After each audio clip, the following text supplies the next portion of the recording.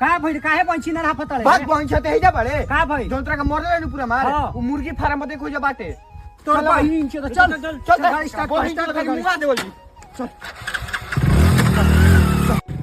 ए का पंछी ना ए ने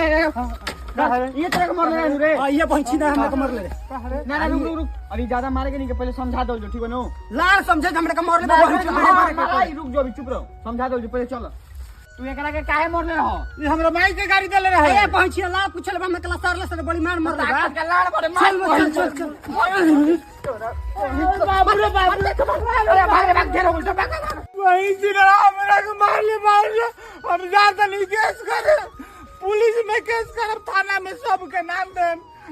दीपक एगो बा एगो संटुआ पर छोड़ब ना ए दीपक हां भाई आप खुश बाड़े न हां भाई खुश बनिए हां तो शाम के मुर्गा दारू के पार्टी दे हे जे बाड़े जेला के मरले बाड़ा से 10 गाड़ी तोरा घर पुलिस आइल बाड़ा से पुलिस आइल बड़ से सारा वाला में गोल बलेंडर और पार्टी चल भाग पहुंच गांव